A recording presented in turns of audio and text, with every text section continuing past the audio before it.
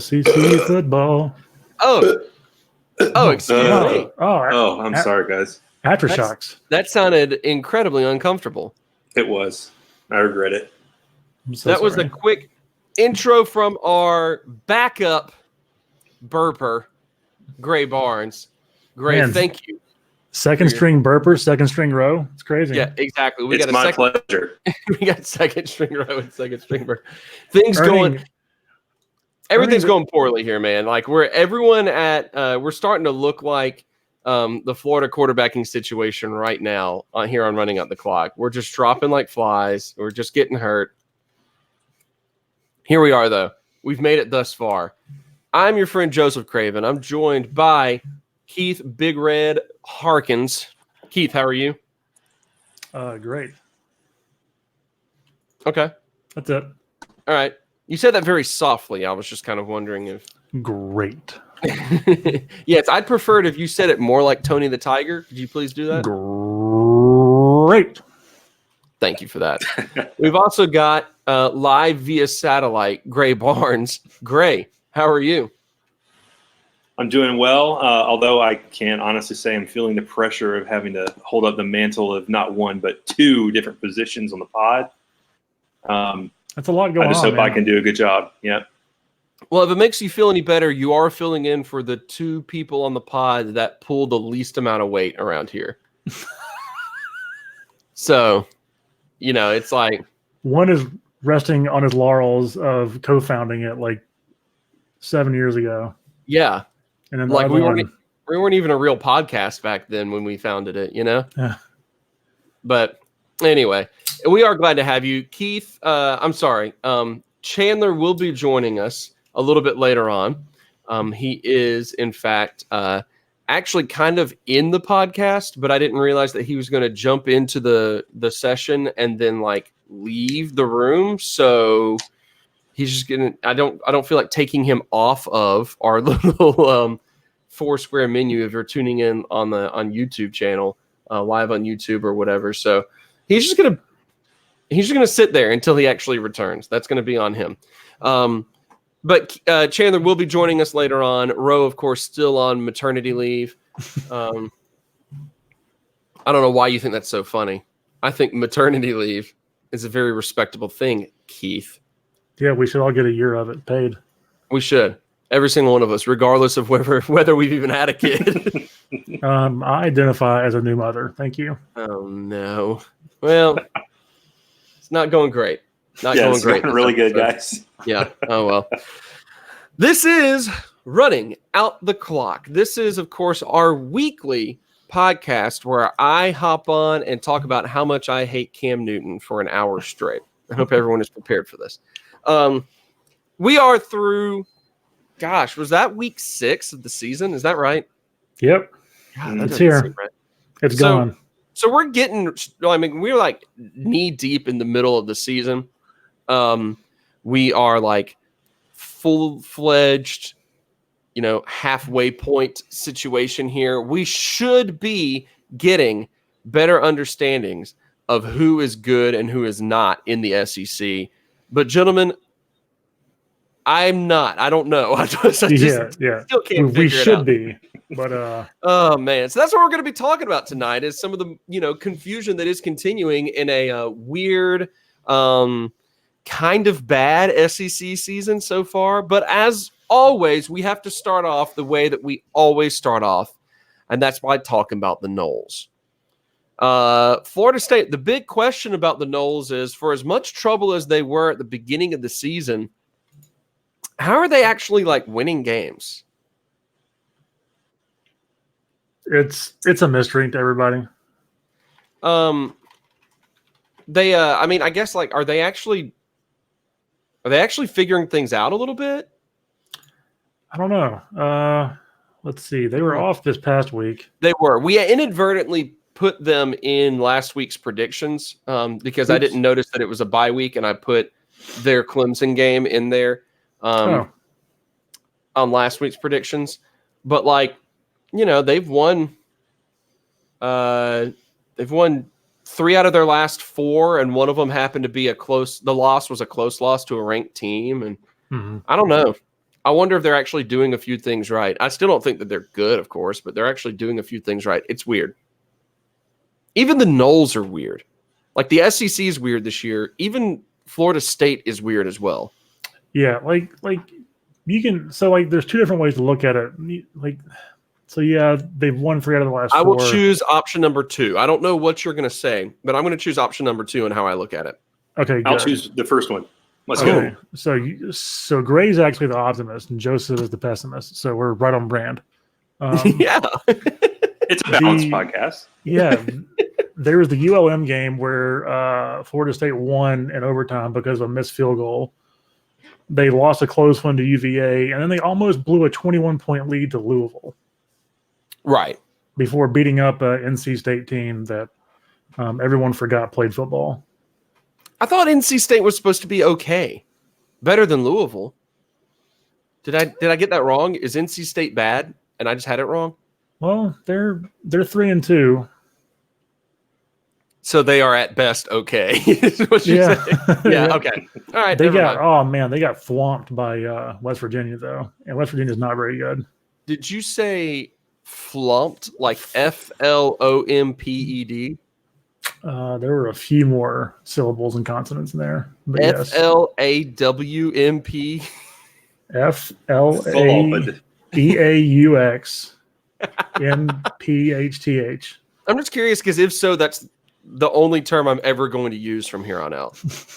Flumped. Well, good news, friend. You're correct. Okay, cool. I feel like that's enough about the Knolls. We also let's just get past it. We also just like watching a Florida State game. Let's just move on. let's just try to get past this whole thing. Okay. Yep. I feel like that's what like Florida State fans are trying to say about the Willie Taggart tenure. Let's just try to get past it. Yeah.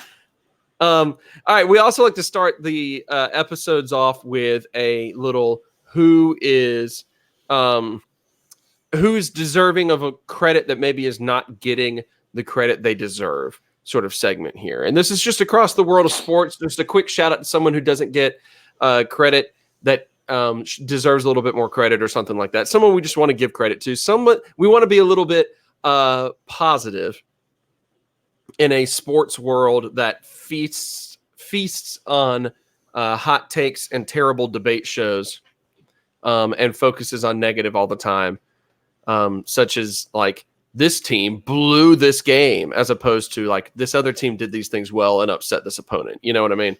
Mm-hmm. So anyway, does anyone have any nominees in this category here that they want to share? Yeah, I'm going to be a little bit of a homer here in true Chandler fashion. And, yeah, Chandler's not here, so we have to have somebody be a homer. I'm going to go with Florida running back LaMichael Pirine. He's had a really rough year, mostly because Florida's offensive line is all like, even right now, they have a combined like 7 starts and are not very good run blocking. And so I think coming into this game, he had like 200 yards rushing on the year, which is #not great. And he wasn't having a super good game, and then he exploded on that 88-yard touchdown run to kind of seal the game early in the 4th against Auburn. And so he had a career high of 130 yards rushing, and they interviewed him after the game, and he was like super emotional, and then kind of went into why. And turns out he was pretty heavily recruited by Auburn, but never ended up getting an offer. And he kind of explained why. His feeling was they thought he was too slow to be an effective SEC running back. So to have that kind of a play against Auburn where he ran through 2 tackles and then outran their entire defense was pretty special. So good for him. Yeah, good for him for sure. That is pretty cool. Yeah, I believe he is from an Alabama native and everything. We have that right. Yeah, he's from Mobile, so not very far away from Auburn. And yeah, that's only like 5 hours. Yeah, Mobile being in the middle of the Gulf. I'm almost positive that Auburn as a city is like 3 hours away from literally anywhere else in the state of Alabama, because it's essentially Georgia. Like Auburn is 3 hours away from Opelika somehow. Gray, do you have any nominees for someone who deserves some credit from this past week? Yeah, I mean, from this past week, and I think this college football season as a whole, I'm going to give it to Charlie Brewer, the quarterback of the Baylor Bears. Okay. Off to a 5-0 start, 66% completion, 11 touchdowns, no picks. Wow. Pretty good. Yeah, pretty dang good, I'd say. So, way to go, Charlie. Nice. Keep those Bears going. Nice. And ladies and gentlemen, the one and only Crambles Johnson has joined us now in our recording session. Crambles, we're on the giving some credit where it's due segment here. You're up. You got any nominees? I'm kind of coming in hot right now. Okay. I have not had the time to give this the thought, but I think I'm going to answer for Chandler. Shout out to Plumlee. He had a really good game on Saturday. Well, I mean, yes, but that's not what was the kid's name at Tennessee? The freshman quarterback. He got off to a pretty hot start, and as much fun as it is to mock Tennessee, seeing a freshman quarterback come out and make some plays and shine at least for a few minutes under the maybe the biggest stage of the night. Pretty cool thing. So I think his name is Maurer. Something Maurer. So shout out to him. Yeah, that was a great story there, him being able to step up like that. And didn't they keep cutting? I didn't really watch much of that game, honestly. I mean, it ended up like 43-14. So it wasn't some like heroic legendary story being built, but it fits with the narrative of several SEC teams. I mean, Ole Miss, Mississippi State, South Carolina, maybe Missouri, depending on what happened to Kelly Bryant. Now Tennessee, of teams going either out of necessity or because it just didn't work, going to true freshman quarterbacks that are, playing fairly well. So big shout out for him. Big shout out for sure. I don't really have any nominees from this past weekend on account of the fact that I was busy doing various helping out people in other, in some way or doing various work. You know what? I'll give a shout out to my employer, Hartfield Academy, winning a state championship in girls soccer. So first title in program history. So there we go. That's what I was doing on Saturday. I was watching high school soccer, which even for being a big soccer fan like I am, high school soccer can be very hard to sit through, as most high school sports really can be. So anyway, all right. There is, I don't know, a continuation sort of last week where there's kind of a lot of stuff that we began to see, a lot of storylines that we began to see like the foundation of towards the beginning of the season, and they're continuing now. Storylines along the lines of like, who is really good in the SEC, who is kind of pretending, what's up with Auburn and Florida right now? Like, are they actually good? Are they benefiting from, preseason rankings, whatever it may be? Like, these storylines are still kind of going on, which makes it a little bit annoying. But then you have some, a little bit annoying because it's kind of boring to have the same stuff every single week, right? Mm-hmm. Then you have a few things that are popping up, and one of them in particular that we've cracked a couple jokes about, but is definitely something to speak on. Concerns, of course, the Ole Miss Rebels, a team that maybe is not, a contender or considered to be a contender at the top of the West or anything like that, but a team that has already had to rely on youth quite a bit and is doing so even more with freshman quarterback John Reese Plumlee, who took the starting role over the weekend. I say took, meaning he was given the starting role for the game over the weekend, and question marks there about what the future of this season, or maybe that program, especially with Rich Rod there in charge, will really look like. Chandler, I mean, you're our resident Ole Miss beat writer, as we say. You're our resident guy that hangs out in the dirty, seedy underbelly of Ole Miss chat rooms, the nasty forums of the internet. Do you? So give us a little bit of a rundown of what's going on there between Corral and Plumlee, Rich Rod, the offensive scheme, all of that. I mean, what's your take on the situation right now? So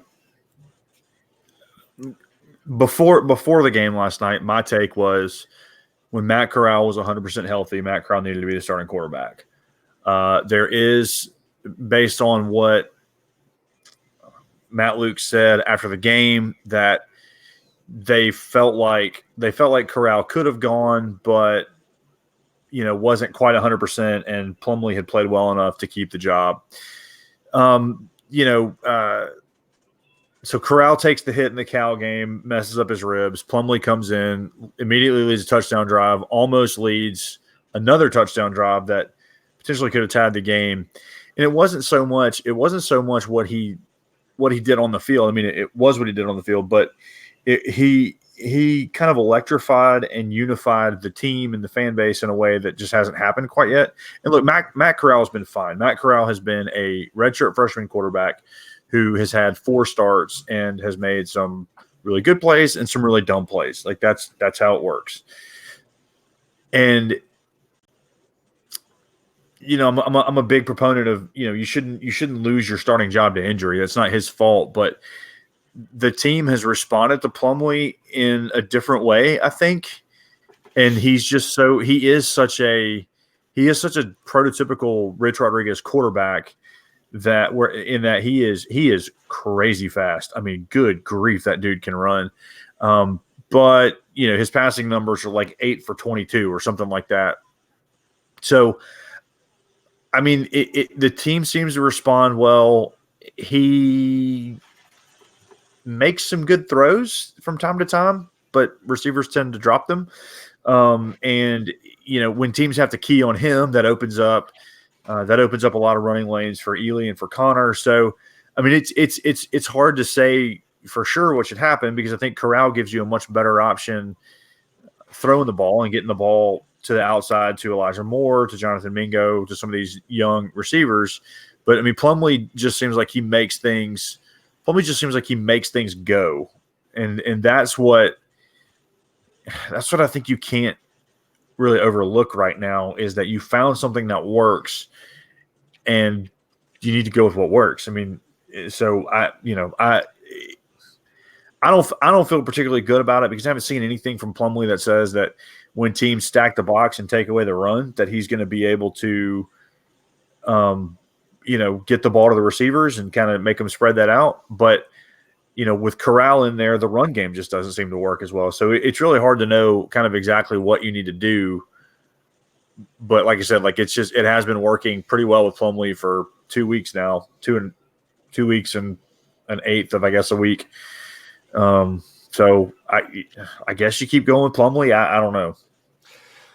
Well, something you just mentioned, I think, that I think was interesting, is just talking about like the difference in play style, not even necessarily from being like a Rich Rodriguez like play style, but just, I mean, look at the fact that Ole Miss has lost so much of the nasty wideouts from last season. And obviously different coordinator. So a coordinator that is not relying on so much of a run down the field and we're going to throw a long ball to you type of offense. Keith, when you look at something, do you see this type of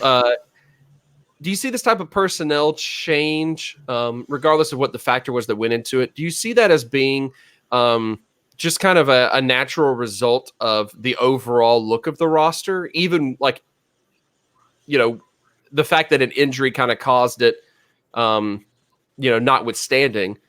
You look at a player who does not necessarily have the vertical threat wide receivers, maybe in the same way that Ole Miss has had over the past several years, plays a different style. Do you think this is kind of a natural transition of sort?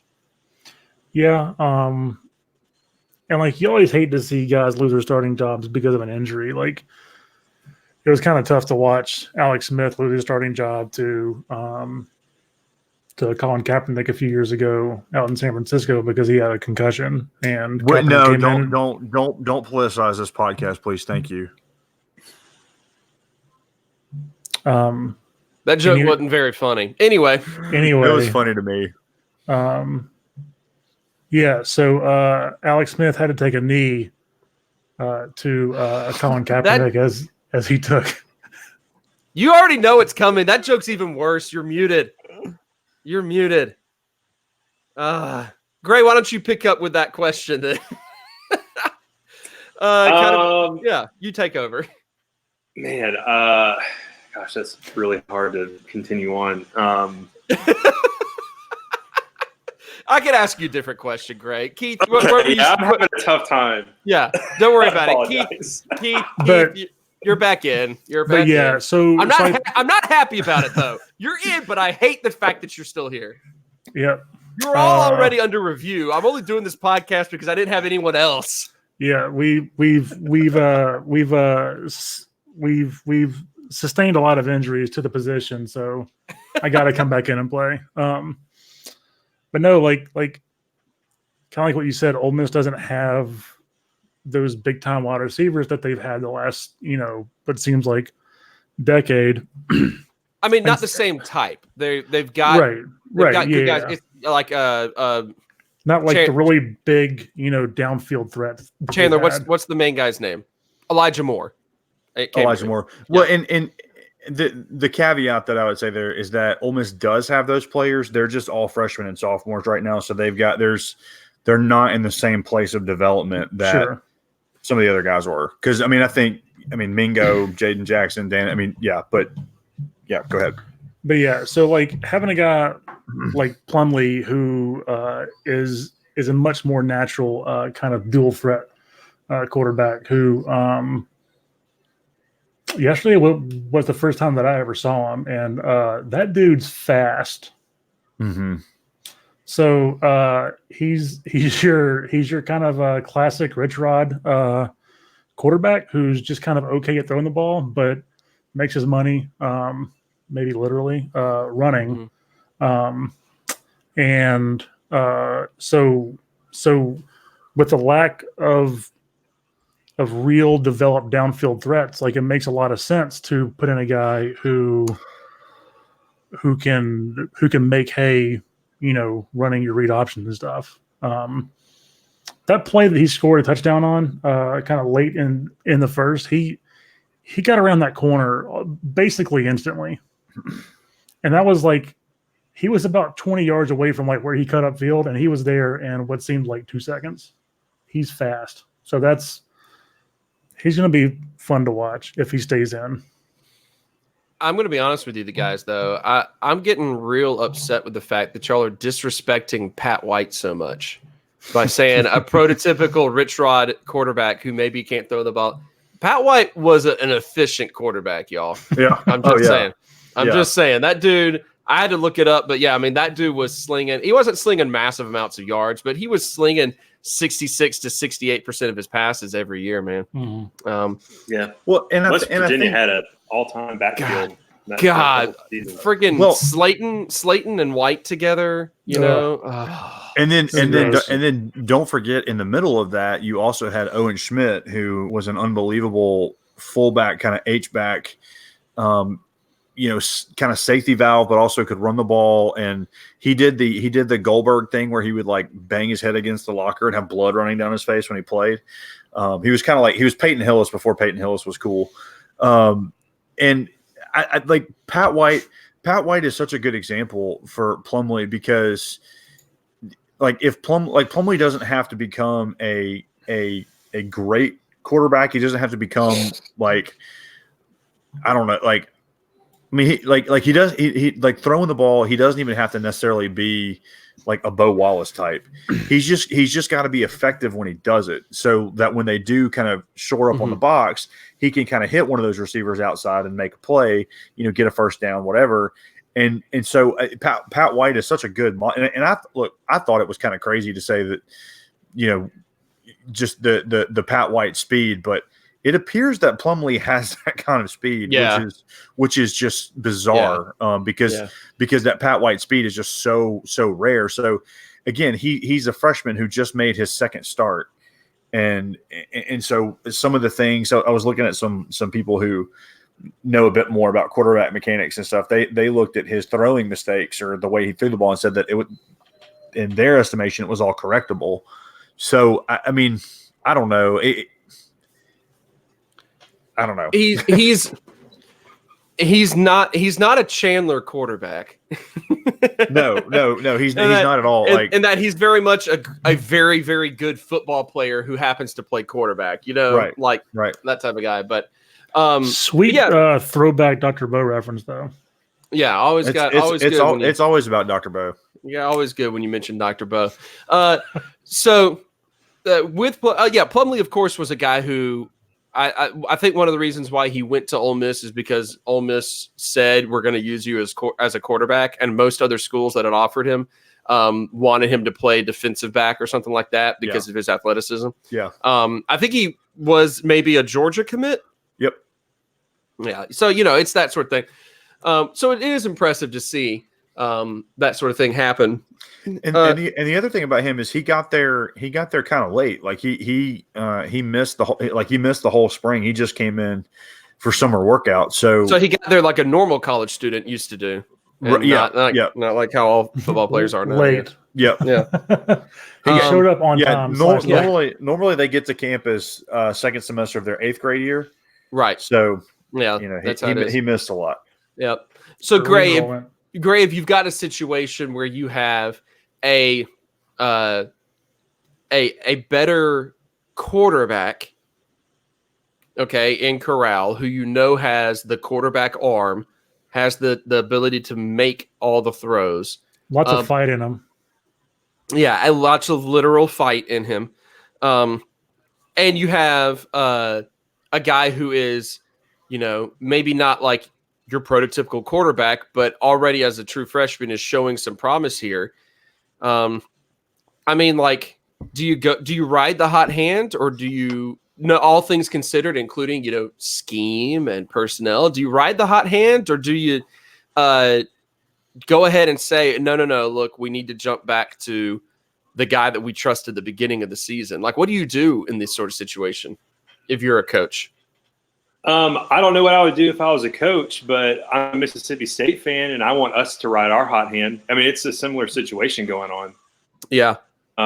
True freshman quarterback, he's been effective in playing.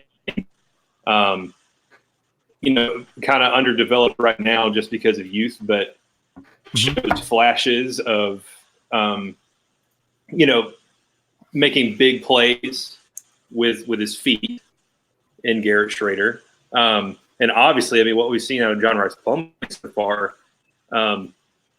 it's pretty clear that big playability just from being a good football player and just having the will to win. I mean, it was kind of cool. All of us have said, the prototypical Rich Rod quarterback. I loved seeing just the quarterback off tackle student body right. Like, that was just so much fun to see. And it was actually really, really effective. Mm-hmm. And you've got to have a really athletic quarterback who can just make big plays to make that effective. And it was, as a Mississippi State fan, I want to see us ride it. So, I mean, I would think for an Ole Miss fan, it would be kind of cool to see ride the hot hand. But also, I mean, Corral, I mean, like Chandler said, I mean, he's shown flashes with his arm. I mean, just kind of unconventional gunslinger, type of plays. So, it's not like Corral is a statue, right? Like he's fairly mobile. He's not exactly going to blow anyone away. He's a decent runner, and the thing is, in the Cal game, people were pretty unfairly criticizing him because he'd thrown for like 300 something yards, and there were a couple of just perfectly thrown balls that would have gotten first downs or better field position, whatever, that just hit receivers in the hands and just dropped. I mean, I think that's the advantage there, that Plumlee does have is that the receivers right now are somewhat unreliable. And so when you can tuck it and run it and get 25 yards in the blink of an eye, that's an advantage over having to trust receivers that so far you have not proven themselves trustworthy. And I mean, I completely understand that situation. I know exactly what you're talking about. I think if you remove any sort of emotion or personal preference or anything from the conversation, then I think that Plumlee's got to be the guy going forward. But it's just I feel like Matt Corral's been there for a year and a half. He's put his time in. I love him. I love the way he plays. He's got to learn to control. He's done a good job controlling it. He's got to continue to control the passion and some of the anger and stuff. But I think from that perspective, I think it should still be his job. But I know that I've seen the team respond differently to Plumlee. And again, you just gotta ride the hot hand. I think. I think that's. It'd be foolish not to. Now, Missouri's a great defense this week, and it might completely change our perception because Vanderbilt is that's the other thing about this conversation. Vanderbilt is horrible. They are so bad, and so when Ole Miss plays a team that can take away the run the way that I expect that Missouri will be able to, then we'll see. I'm looking at Matt Corral might not be a statue, but he does seem to have tattoos of strange statues on his right arm. He does, yes. He has they look like icon tattoos. Uh-huh. Is Corral Catholic, Orthodox? Maybe we need to dig into this more. Not that I'm aware of. Eastern Orthodox. All right, good to know. I can relate to that. Married into an Orthodox family. Yeah, so it's going to be interesting to see. It's interesting to see it happen in so many teams, and I know we've kind of mentioned it, on other episodes and all that. But I mean, to have injuries to, as Gray mentioned, Tommy Stevens at Mississippi State, a nagging shoulder injury that clearly has not cleared up. To have Felipe Franks go down for the season, to have Kelly Bryant exit a game early. I was looking to see no reports yet as of, the next day. But apparently Missouri doctors didn't feel initially terribly concerned there. But, even a not terribly concerned prognosis can still lead to a couple of weeks out. So you got teams facing it all over. He came back on crutches. It's not great. Right. But how much of that is precautionary until he has an MRI? You don't know, you don't really know, but safe to bet he'll probably miss a week or two, safe to bet. I hope he's okay, but just after this game. So yeah, I mean, it's weird to see it happen across so many teams here. It's weird that is like a reoccurring thing in the conference so far. Yeah. We are at around the halfway point in the season now, as we get into week 7, depending on how, bye weeks fall this week, last week and this week right here are kind of like the midway points, all of that. There's still questions across the entire conference of who is actually good outside of the obvious choices, who's benefiting from, preseason rankings and luck, all that sort of stuff. The big matchup of this past weekend was supposed to give us a little bit more insight into both Florida and Auburn. I felt like it gave us insight into neither, but that's what we need to figure out now. We're going to go in reverse order from earlier and start with Gray, mostly because I just want to see if Gray's internet connection will hold out for this entire segment here. But I mean, great. Florida and Auburn, like a billion turnovers, an all in all, at many times unattractive game. Did you feel like there was anything to really take out of this matchup in terms of figuring out these two teams a little bit more? Not really. I think the only thing that I took away from it is that Auburn's going to have a hard time going up against kind of the elite defenses of the SEC. There's not really that many this year, which is kind of out of the ordinary. But I don't think Auburn is going to be able to have the type of season that thought they would have after the first couple of weeks, just because I think Bo Nix doesn't have the experience yet to really get it done. I think he's a good ways away from being able to pull off big games like that. It was kind of clear looking at Florida, who is kind of vulnerable for a kind of a step back, I guess, in my eyes. But I don't know. Really, that was the only thing. I mean, like you said, it was just really sloppy, which, gosh, I don't know. I didn't really take much away from it, other than I'm just not super impressed with Bo Nix so far. But I don't know. That's about it. Yeah, like everybody said that it was going to be a sloppy, low-scoring game. I don't think anybody thought that by sloppy they meant like 8 turnovers and just nobody can do anything whatsoever. Is it just me, or gosh, I don't know, kind of the storyline for the SEC this year? Like, it is. Just exactly it. It's a pig's race, but except without dirt and just more mud. Mm-hmm. Yep, woo pig suey. I mean, Chandler, what about you? You look at that, as two teams are kind of trying to continue to figure out their offense. Auburn under a true freshman quarterback, Florida with a backup taking over for an injured starter, who admittedly, was not necessarily a dynamic starter through most of his career so far anyway. But you look at that, I mean, do you feel like either of those teams you really have figured anything else out, or you have figured anything else out about them? I mean, yeah, I feel like we say this a lot. I mean, we've said this about Garrett Trader. We've said this about both Corral and Plumlee. I mean, Bo Nix is a freshman.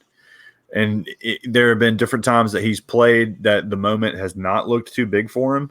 And there have been other times where it has looked too big for him. And I think the things about his accuracy, just his ability to play quarterback is gonna change and improve. I mean, he's got some talent, but I think the moment just looked too big for him. And I think that LSU is going to be a tough test for him. Alabama's going to be a tough test for him. But I didn't think that they necessarily were going to be able to beat LSU or Alabama anyway.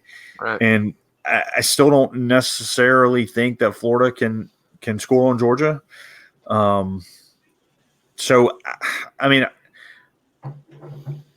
I guess this game kind of confirmed what I already thought about those teams, in that they're good but pretty flawed teams, and that hasn't changed yet, I guess. There's a part of me that kind of feels like when you go back to Auburn in particular, that Auburn this year is in pretty much the exact same. They're just like kind of a copy in a lot of ways of Mississippi State of last season, and a very good defense and an offense that it really has a lot to figure out. The difference being that Auburn has the same coaching staff, so the transition is a little bit more seamless, and so you see more flashes of brilliance, but at the end of the day, they're still, I think, a woefully unimpressive offense. And so, how far would that really carry you outside of, you've already been able to kind of get lucky against Oregon and A&M. And I mean, they won those games. All right. It's not like it was flukes that they won. They won those games regardless of what happened in it. But maybe you weren't really supposed to beat Oregon and you got a great pass at the end. Maybe you weren't supposed to beat A&M because you didn't get any yardage, but you were able to do enough there. So they're going to do enough to get those, 8-9 wins. That's more than I figured they would this season. But it just, they strike me as the exact same team as Mississippi State of last season. Not a good offense that shines against inferior defenses, and a defense that's just really good, but will be a little bit wasted when things come along. when better offenses come along. But Keith, on the Florida end of things, do you feel like you understand anything? I mean, shout out earlier in the episode to LaMichael Pirine and all that, but do you feel like you found anything else out about this team after this victory over Auburn? Not really. I mean, we knew that Florida had a really good front seven, same as Auburn. We knew that Florida has a secondary that can make turnovers happen, and they did the same thing this game. And we knew that Florida's offensive line couldn't run block, and we saw like Florida played minus their 5 turnovers or whatever it was, 4 turnovers. Like they played almost exactly how I think everybody expected them to. Like when your negative stat line for the whole game is 6 sacks and 3 interceptions and 4 fumbles, like this final score is exactly I think what you expected, maybe minus that one super random 88-yard touchdown run by Pirine. And like I think Chandler was right. Like they spent so much time this week hyping up Bo Nix because of the way he played in the second half against Oregon, and because he managed to keep them ahead of A&M for the whole game, and then had a really good game last week. So I think that was more Auburn just being opportunistic against a weakened defense in state than having an actual good offense. And so, like if Auburn can't run the ball and it's completely on Bo Nix's shoulders on the road, like that's a tough ask of anybody, much less a true freshman,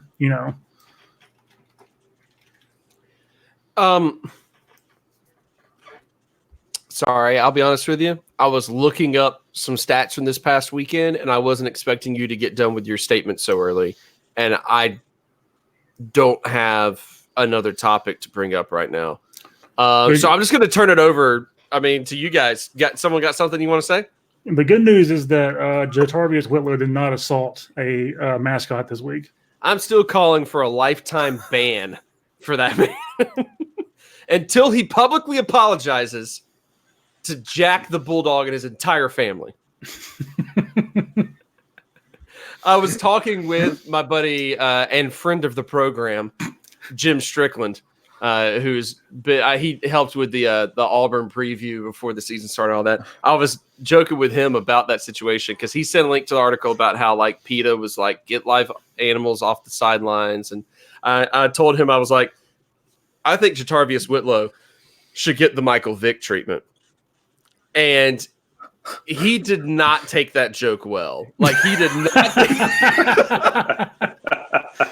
He was like, well, I'm not going to agree with that. And I was just like, he did not realize it was a joke. And he's very upset with me over this. So then once I kind of was like, said something more outrageous and he realized it was a joke, he started laughing. But for a moment there, I was like, he didn't get it. He didn't get the joke. Yeah, they like showed this replay of it, and it was like zoomed in and like super slowed down. And I didn't realize this, but the Bulldog kind of realized like what was happening and spun around and tried to like bite the dude's neck. like the dog, he was ready to fight. The dog, I don't think he ever like came close to actually biting, but by the time he like landed from the impact, he reared back. He got in like full like, what? You got to come over here stance? Yeah. It was hilarious. He was ready to go. Granted, Bulldogs are always kind of in that stance anyway, but yeah, whether they're asleep, awake, or whatever, they're kind of just in a weird stance. They're a beautiful breed. So I want to ask you guys this question. This was the final topic I really wanted to get to before we look ahead to this upcoming week. And this was not necessarily one that we had. I mentioned it to you guys, and by you guys, I mean Keith and Chandler, and not Gray, because I always forget to fill him in on topics before we start recording. We should probably just add him to the group me since he's basically a full-time member anyway. I know, right? Let's kick Roe out.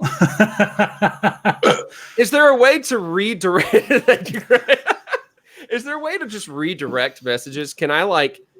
Yeah, can it's I like call forwarding. Yeah, can I forward all of Rose's messages to? Anyway, but something I'm curious about is this weekend, and I forget which game they were talking about it. I felt like it was all of the games this weekend. They were talking about how the SEC has better odds right now, according to odds makers, I guess, better odds of 2 teams making the playoff than most conferences do of getting 1 team in. There was SEC bias. Yeah, there was like 60% odds that 2 SEC teams could make it. And then like the Pac-12 had like 1% odd that any of their teams could make it. Yeah, well, like it's probably just the fact that Alabama's probably gonna like either Alabama or LSU are gonna go into Atlanta undefeated, and Georgia probably is too. So you're gonna have a 1-loss team coming out of the SEC, maybe even 2, playing a whole bunch of like top 5 teams. So yeah, like it's what was it, week 6 this past weekend? Yeah. Yep, that was correct? Okay. Yeah, so after week 6, it's pretty obvious that Clemson, Alabama, LSU, Georgia, and Ohio State and Oklahoma are the 6 teams that are vying for 4 spots, which is really unfortunate because there's 120 some odd teams in Division I football, and already you know that there's only 6 teams vying for 4 spots for the playoff, which takes a lot of excitement out of the game. I'm about to get on a soapbox. I'll do it. Short. Do it. No, I won't do it. We're already at 47 minutes. But yeah, I mean, I agree with those odds. It's going to be Alabama, LSU, one of those from the West, Georgia from the East, then either Ohio State, Oklahoma, and that's how it's going to be next year too, and the year after that probably. I need another Alabama LSU title game that finishes like 12-9 in my life. This is what college football needs. It's absolutely for the benefit of the sport for that to happen. Oh yeah. Ugh.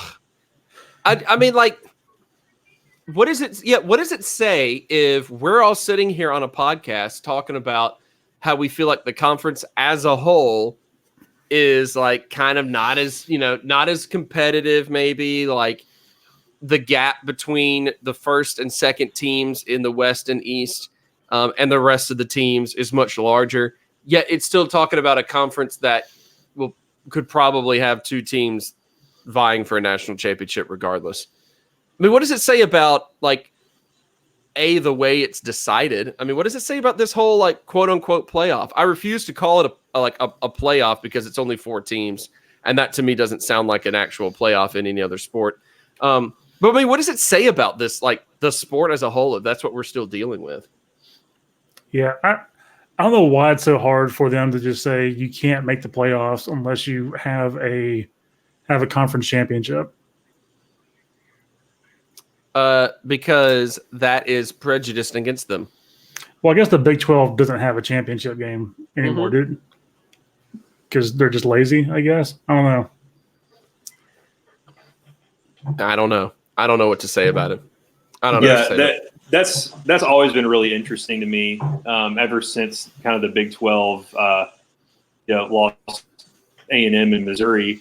Their argument is that the 9-game conference schedule is more of a litmus test than having a traditional conference championship. So that debate keeps going on and on and on, and then every once in a while you'll hear them peek up and say, yeah, a conference championship game is actually kind of viable. We're looking into it, and then they'll come back with the 9-game conference schedule again. So I don't know exactly what the Big 12 is doing other than not having a defense on any team in the conference. Or having 12 teams. Yeah, or having 12 teams. I don't know. It's unless you have a vested interest in a school or a program, man, I just don't know. I don't know what is the driving factor for a college football fan to really tune in right now. I don't know. The parity isn't there for me. I don't know. Well, I'm not the man to ask. As I made abundantly clear last week, I'm not the man to ask about that. Because yeah, I'm with you on it. It's like getting rid of the BCS as the BCS was a good start. But like the 14 playoff still doesn't really solve much of anything in terms of because it still is, okay, instead of 6 weeks into the season, we know what 2 teams we can expect in the championship. It now becomes, okay, now we know what 4 teams, including like whether Alabama can lose a game during the regular season and still make it or not, because, like it doesn't matter what they do. They're Alabama. We're going to still say, oh, they deserve to be there. It's like that sort of thing still exists. It's just instead of, oh, we know what 2 teams, unless something happens, can make it, it just kind of spreads it to, okay, we know what 4 teams have legitimate case, and that's all. Yeah, especially I mean, it's still, given it's still like the last 2 years, how like UCF goes undefeated, 24 straight games and still can't get a crack at it. Right, because like, and I get that, maybe they didn't really like, maybe they were not as talented as the 4 teams that were selected, but like they went undefeated in general, which like, okay, maybe the SEC was better, but Alabama wasn't going undefeated for several seasons. It's just and it's like, hard to do. In their bowl game 2 seasons ago, they beat Auburn, right? Who was like a year off of like. No, they beat Auburn the year that Auburn beat Alabama and Georgia. Yeah, they lost to the real national champions, Central Florida. Yeah, that year Central Florida was, I think, just as talented as any of the other teams in the country. But again, you're not in the bigger conferences. You're not in the bigger markets. You're not going to get a shot at being in the top 4 because, you're not one of those teams. And speaking of Central Florida, shout out to the Cincinnati Bearcats for maybe putting out the best tweet ever. That was pure gold. Yeah. I laughed for 2 days straight, man. God, that was so good. You hate to see it. You hate to see it. With the Disney thing going, dude. Oh, my goodness. You hate to see it. Oh, God. It's so good. It's so good. Also, shout out to Kansas City as a city. I was watching I had Sunday Night Football up here and got distracted because they showed like an exterior shot of the stadium. And they had a giant banner that just said Genghis Khan on it. So, okay. I was like, I gotta look it up. I gotta look it up. There's a Genghis Khan exhibit. So go ahead, Chandler. Real quick, something that just came across the Twitters that's actually a bigger deal for Missouri than what happens to Kelly Bryant. Is that their linebacker Cale Garrett, who I believe has 3 defensive touchdowns on the season, is having pectoral surgery and is out for the year. Yikes! Well, that's a big blow for them. Yeah, that's pretty bad. Yikes! Oh, that sucks. That does suck. It sucks like, how terrible a person Genghis Khan was. There we go. That was like a segue. I feel good about that together pretty well. It was seamless. Wow, that is rough though. That is rough for sure. So now they're looking at, in a season that kind of they're already fighting for relevance in general because of, everything that they were in trouble for. Now you've got your best offensive player potentially missing time, and apparently your best defensive player out for the rest of the season. Sorry, fun season, Missouri. A lot of fun for those fans. Shout out to the one Missouri fan I know, my college classmate Marie Warner, who I'm sure is miserable at that knowledge. Oh, well. Can I give a shout out real quick? Do you want a shout out? Shout out to Craig. He's here. No, man. This is the shout out segment of the podcast. I want to give a shout out to a nation. To what? Hold on. What? You broke up. To a ninja? I want to give a shit to a nation, a country. Okay. Oh. Yeah, shout out to China because that Alvin Kamara jersey looks really good. Like I just realized. Shout out to the communism. other week. Yeah, it's funny you say that. I actually think this is the worst of all the jerseys I've ordered off of DHgate so far. Oh, I'll text you about it after the podcast. okay. But yeah, thank you for that. Thank you. Yeah, my pleasure. Shout out to Alvin Kamara just for being awesome. Gentlemen, last week. All right, so Keith, if I remember correctly, you went ahead and got in and updated our scorekeeping spreadsheet, correct? It's true. So if I tallied it up correctly through week 6, I have gone successfully over the past few weeks from being in the lead to being dead last in predictions. Oh, gosh. I blame a couple of factors. One being I'm dumb and bad at predicting things, so I got a little excited that I was doing well to start things off, and now I'm evening back out. And the other factor being that we replaced Rowe with Gray, and so now he's doing well with predictions. But yeah, through week 6, Chandler is up in the lead with 51 correct picks overall in the season. Keith and the nasty combination, the weird Dragon Ball Z fusion of Rowe and Gray, are tied in second place with 49, and I've slipped to last place with a measly 48 correct predictions. You hate to see Unbelievable. You hate to see it. Keith also was the only person last week who correctly predicted that Michigan would defeat Iowa in what I only saw the score, but I can assume was the worst game of football played in 20 years. It was awful. Iowa, Michigan is now the new El Assico. It just is. Iowa State who? All right, we got an interesting matchup of games here. Keith, you have updated it. So thank you for doing that, sir. We have an interesting slew of games. South Carolina at Georgia, Mississippi State at Tennessee, Alabama at Texas A&M, UNLV at Vanderbilt, Ole Miss at Missouri, Arkansas at Kentucky, Florida at LSU. And we mentioned it last week without realizing that we got the date wrong on it. Florida State at Clemson. So that prediction of all of us picking Clemson to beat the Seminoles rings true for this week as well. No takesies, backsies, gentlemen. So, I think it's about time that we jump into, dare I say it, our predictions for the week. First up, is that the prediction song now? I'm going to fully expect you, and you, because I will forget, I'm going to fully expect you, Chandler, to remember that you're going to do that with every prediction for every podcast from here on out. If I remember. Was that like the start of like the Superman theme followed up with the hip hop air horn? I think so. I think that's what it was.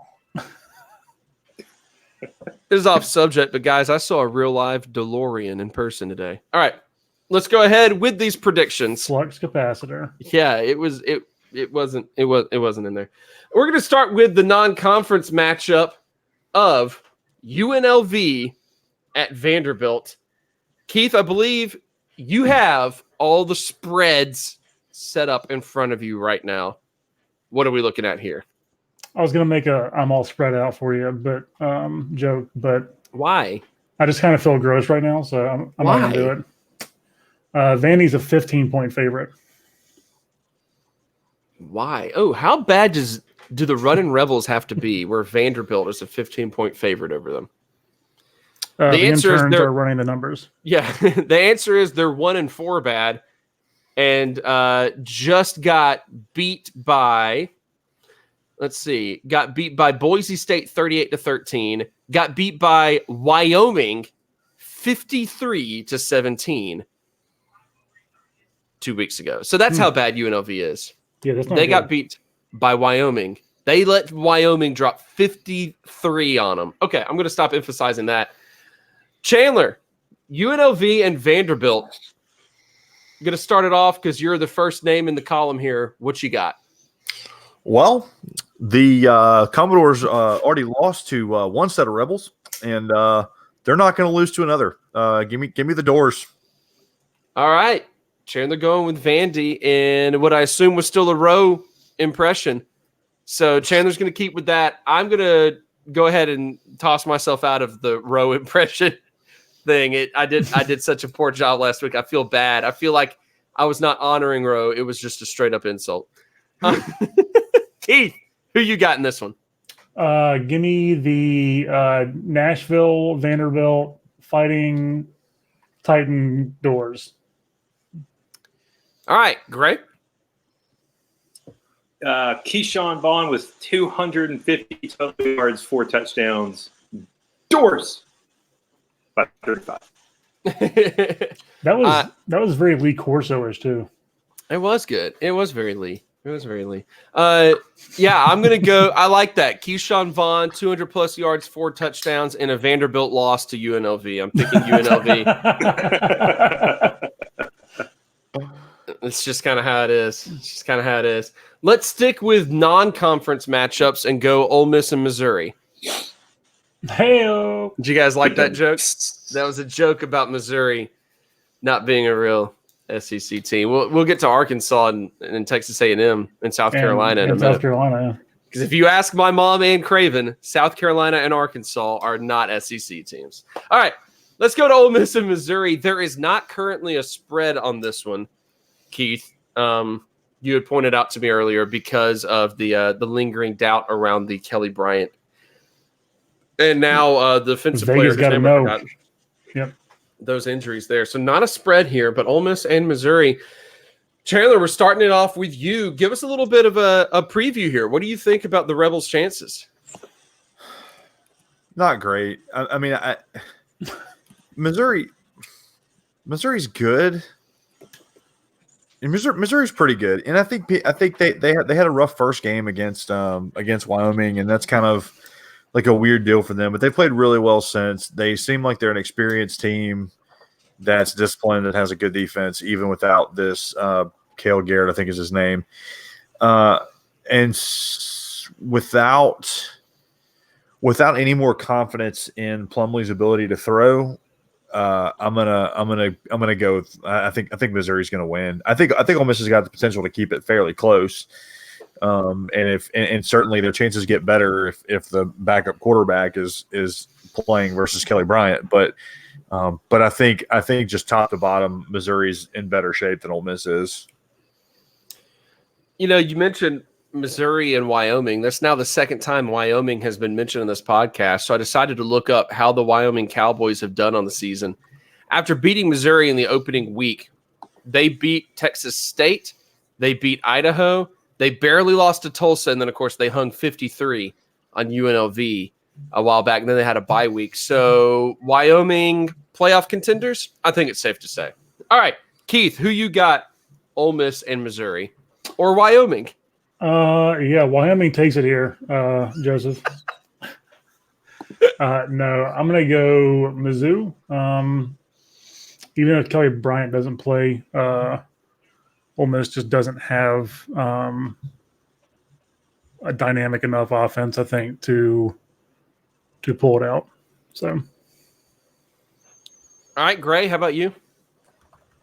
Yeah, that's a tough one. Missouri's been kind of a weird team so far, but I'm gonna think they're going to be weird in a good way this week, and come out with a W. Man, I believe, yeah. I'll be honest with you. I really thought that at least I really thought this would be more divided. I really thought that this would be more like evenly divided. I really was thinking like a 50-50 split between Missouri and Ole Miss predictions here. But it looks like instead it's the opposite and it's unanimous. Yeah, Missouri's just a pretty solid team all in all. And I think the deciding factor here is not so much like any difference in talent or who's injured, whatever. I think it's more so just the fact that it's like at Missouri and, Ole Miss has to go to, a weird, different territory this week. And, yeah, yep. I think all the way to the Midwest. Yeah, I think exactly all the way out of conference. I think it just that can mess with your rhythm a lot as a team, especially as a super young team. So I'm going to go Missouri as well. Let's see. What would be the next appropriate matchup here? Let's go Arkansas, Kentucky. Keith, what's the line on this one? The Wildcats of the Bluegrass State are a 7-point favorite. So Kentucky, only 7 points. The Kentucky collapse happening early this season. Man. Arkansas may or may not have gained any momentum at any point here. Probably not. They look like they're still bad. So a team that's on the downward slide, a team that's hoping to be making some improvements but hasn't really proven anything quite yet in this matchup. The more I look at it, the more I should have put this matchup before Ole Miss and Missouri, which will probably be a much more entertaining game than Arkansas, Kentucky. My bad, guys. Definitely. Chandler, who you got? Keep in mind that this game will be played at prestigious Kroger Field. Had it been at Walmart Field or whatever the name of Arkansas's place is. Bill Clinton Memorial Field. Yeah, public stadium. Okay. Jerry World. No, he's dead. Arkansas just plays in an actual Walmart. You know what? Why don't we just make that a stipulation that they play either in a Walmart or a Kroger? Like with all the aisles and buggies and everything just normally there, they just have to play a football game in the middle of it. I would actually willingly drive to Arkansas to watch that game. Absolutely. I have no idea. I don't think either team is any good. And Arkansas played with just enough kind of passion and like accidentally being okay against Texas A&M that I think that they're going to beat Kentucky. Okay. Yeah, but it turns out Texas A&M is actually bad. Texas A&M is bad, but Kentucky also might be bad. Also, what's Texas A&M's quarterback situation? Is it Starkle or Hicks? Who? Well, Texas A&M's quarterback situation is Kellen Mond. Arkansas's is, I'm pretty sure they wander out onto the field. Chad Morris flips a coin and looks at it and goes, "It's Hicks." All right, there we go. Yeah, that's probably accurate. Yeah. He just throws a football in like the locker room and says, "Whoever gets it can throw it." It's like the old XFL coin toss. I was going to say he does it the way the XFL used to say. Keith, who you got? Arkansas and Kentucky. And maybe a depressing note, if you're a Kentucky fan, Arkansas and Kentucky have the same record right now going into week 7. So, oops. Yeah, Arkansas has shown a little bit of fight the last couple of weeks. And Kentucky has crawled into their shell and died gracefully. That being said, the reanimated hulking corpse of Kentucky is going to beat Arkansas. I like that it's hulking.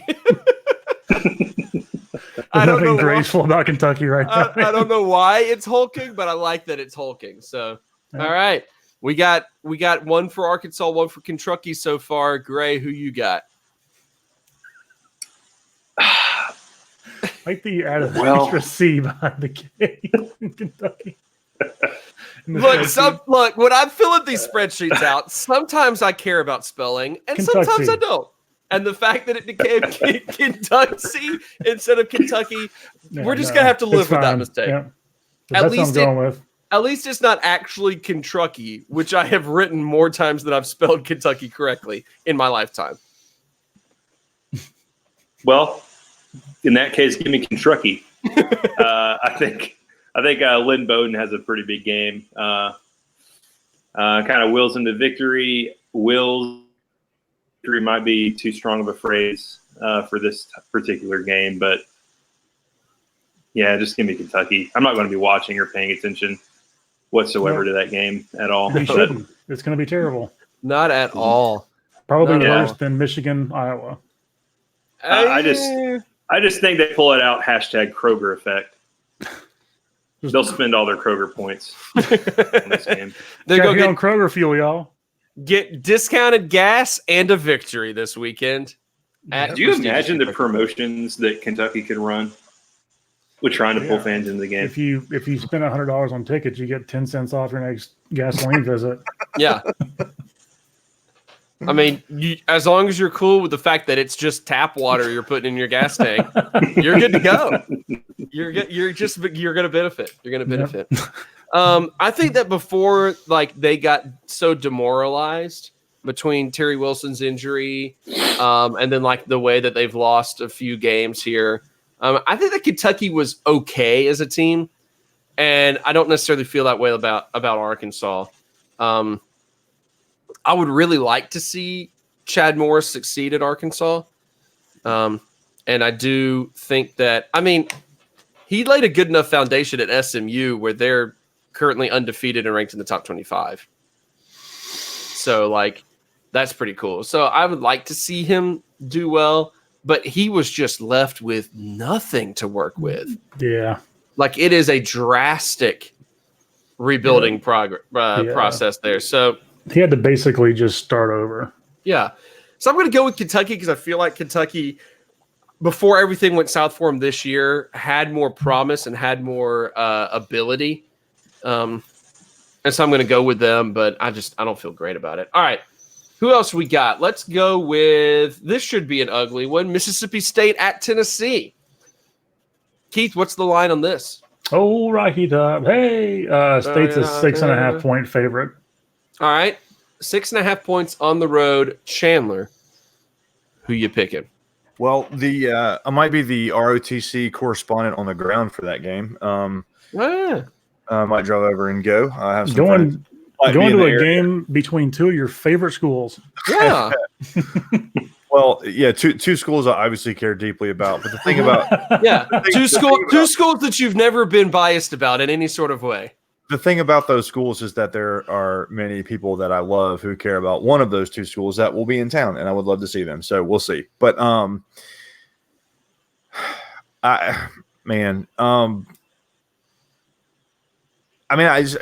think State's going to win. I think Tennessee's bad, really bad. One in whatever, however many games they have left, bad potentially.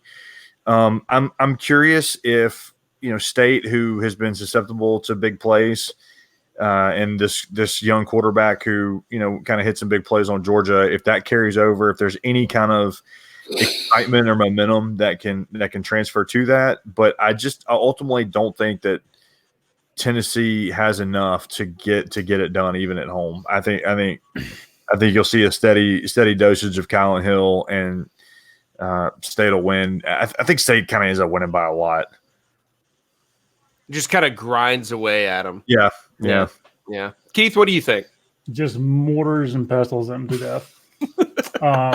It's some real apothecary stuff going on the field right there. Yeah, man. Gross. Just throw a mint leaf in there. I'm gonna go State. There's no additional commentary. Okay, I was gonna say you don't sound pleased with the choice, but it's not gonna be a very fun game to watch. All right, Gray, when we record our episode of the Weekly Pessimist for this week, we'll go into more detail about it. But who you think, Gray? Who you picking here? I got the Dogs coming off of a bye week. I think they get it done. I do think the bye week helps. I also feel like Joe Moorhead as a coach is a guy that knows when he needs to go all out for a victory and when he doesn't really need to try too much. And that seems to be against Auburn, he said a lot of the suspended players, and obviously it was just an ugly game on all ground, uglier than he would have wanted to be. But you could tell he was kind of we're probably not going to win it. Let's just kind of do our thing. This is a winnable game. And so I fully expect him to bring out all the stops in it. So he's going to be gunning hard for the victory for that, that particular reason. And I feel like that bodes well for Mississippi State, but we'll see. We'll see. Because at this point for the Dogs, this is a make or break game for Mississippi State, honestly. Right. If State gives Tennessee one of their maybe 2 wins of the year, that's going to be a rough look. Yeah. You've already got all the irrational areas of the fan base so mad at every coach, Yep. Anyway, let's see. We've got South Carolina, and actually, you know what? Let's save the South Carolina and Georgia prediction because that might be a halfway interesting game. Bama and Texas A&M will probably not be interesting any regard. Bama, of course, still considered to be top of the conference, and A&M, I think, is proving themselves to be not just an okay team, but a pretty bad team so far right now. Gentlemen, we'll start with you, Chandler, but I get the feeling this might lean heavily in the Bama direction. Chandler, who you got? Oh, I'm sorry. Keith, before we get to our caller here, Bill from Jefferson City. Yeah. Keith, what's the line on this one? Bama's an 18-point favorite. I am super glad, though, that Chandler's already wearing Tennessee orange. It's for a church here in town. It actually sure it is. Balls, maybe. Sure, Taylor. Sure. It has Tennessee on it. Proud member of the Vol Navy. He got his boat ready. It's charred from a couple of weeks ago, but it's good to go. We dredged it up from the bottom of the river and got a little tune up, but it's good to go now. Sure, this guy. I mean the added commentary just ruined Bill from Northport's call. Bill hung up. He hung up. He's just going to listen off the air. But no, Texas A&M is terrible. Like so bad. Like they're awful. Kellen Mond can't play quarterback, and Alabama's gonna throw for 1,000,000 yards and 50 touchdowns. It's like you could double the line from 18 to 36, and I would still take Bama in the points. Yeah, Tua's gonna need to get another cabinet for his Heisman's. Yeah, he go get like 12 in this one game. He's just in a single game. Yep. Because not only is he going to beat A&M, he's going to beat the almighty Jimbo. Mm-hmm. Delicious. Yeah, Keith. All right, Bama. Gray. Bama. Yep, and I'm picking Roll Tide. Paul. Covering 18 points easily. Like, it makes no sense to me that Georgia's a bigger favorite over South Carolina. Yeah, I don't know how that Miami line isn't at least 24. Like, why are we still trying to push the narrative that A&M is okay this year? Because Jimbo. Because Kellen Mond had like 4 good games last year. This is a little bit off subject. I'm going to go through it real quickly, but I read a story today about how apparently during the offseason, the Minnesota Vikings reached out to a Canadian Football League quarterback about maybe signing him to be a backup quarterback. Was it Johnny Manziel? Yes. No. So he, and in his words, so it could be totally false, but in his words, he said that he sat down with them and he said, well, I've always been a winner at every level of competition that I've played in, from high school to college. And now in the CFL, I've had success. He goes, I would love to have the opportunity to step into your organization and try to take Kirk Cousins' job. And according to him, their response was, no. We don't want you to take over for Kirk. We want you to help Kirk. And he went, and he went, well, don't you kind of want your quarterback to say, yeah, I want to be the guy, I want to fight for the position. You want those players on your team. And they basically said, no, we don't actually want you to be a competitor on our team. So in his words, they said, we don't want you to be a competitor. And he said, I'm going to reject your offer and just go back to Canada then and go where I'm going to actually play competitively. So it's a similar thing, almighty Jimbo. The Vikings also poured a bunch of money into Kirk Cousins, and they want to do everything possible to make that work. So anyway, quick side note there. All right, South Carolina and Georgia. Keith, the spread on this one is 24 to Georgia. Chandler, what you got? Oh, Georgia. I mean, I would love for South Carolina to make it interesting, but I just haven't seen anything that says they're going to be able to do that. Keith? Yeah, Georgia and the points. Gray? I'm going to take Georgia, but I think I'm going to take Georgia 24-0. Jake Fromm throws 14 of 20 for 180 yards and 2 touchdowns. And that's just going to be it. Yeah. like 10 of those are like 8-yard dumps, and then a couple of long ones. Yep. I'm going to pick Georgia, but I'm going to pick Georgia to win by only like 21 and not cover. Ooh. Yeah, I'm going to pick Georgia to not cover. All right, we've got an interesting game here to see whether or not Florida actually is a team to look at. And maybe interesting. Maybe. They're going up against a proven good team in LSU. And Keith, the spread here is what? LSU is a 13.5-point favorite in Baton Rouge. Wow. Ooh. All right. What do we have then? Let's hand it over to the one and only Crambles Johnson. Chandler, what you got? Well, the Crambles pick of the week of the century of the month is take LSU in the points. I don't know. I think I've watched Florida several times now, and they keep winning, but I also don't think that they're that good. And all those receivers and Joe Burrow playing the way he is, I just don't think Trask can outduel that.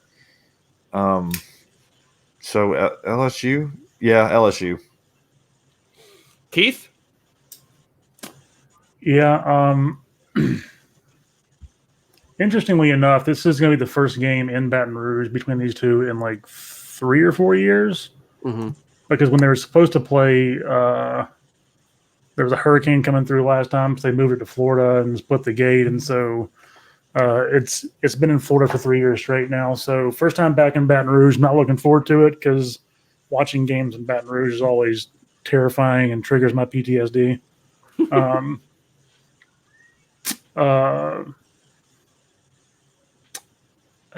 I mean, LSU is probably going to win. I'm going to pick them to win, but there is something to be said about the fact that Florida does find a way to keep winning these really ugly games. Defense is really good. Offense does just enough. So, but I think LSU wins. Gray, what you got? I've seen Dan Mullen teams start off the year 5-0, 6-0. Dare I say even 8-0 going into a big time matchup with a top 5 team and just get flat out embarrassed. I think this is one of those games. I got the Tigers and the points, and I got them pretty big.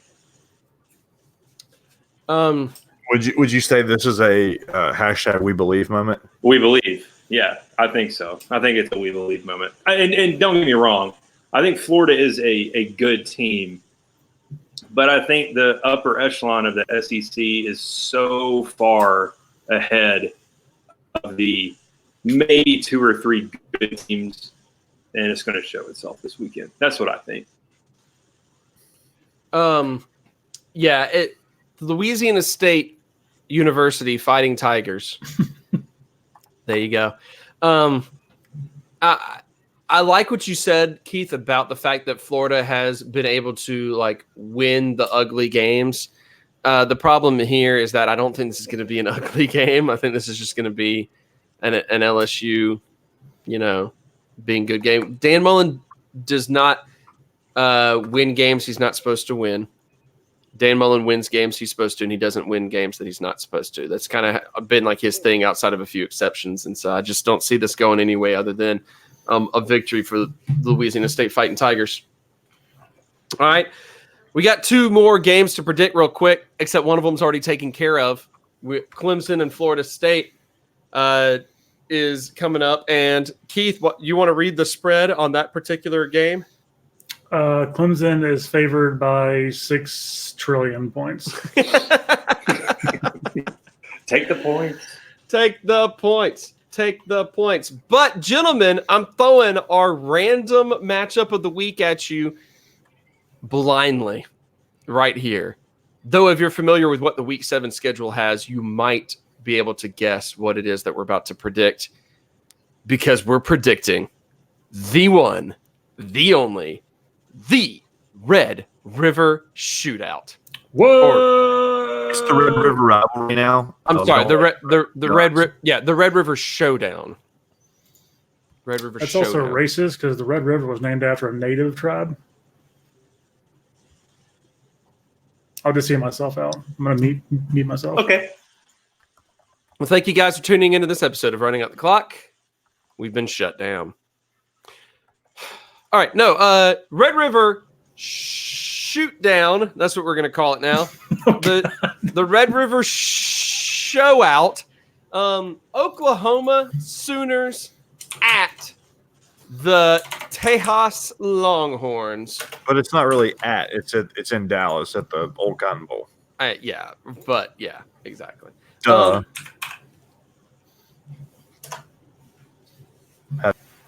I'm just removing everyone. This podcast is just me now. I've muted everyone. Gray hadn't even said anything. I'm just muting him just to be safe. Good grief. All right, we got the shootout. I'm bringing Keith back in so he can give us the line here. What is the line in the shoot down, Keith? OU by 9.5. So the number 6 Oklahoma Sooners, 9.5-point favorites over the number 11 Texas Longhorns. Chandler, lead us off here. Who you picking? I think it's a really interesting game. Kansas doesn't have the talent top to bottom to hang with Oklahoma, but they did a good job, I think, early on of keeping Jalen Hurts in the pocket, and he struggled. And,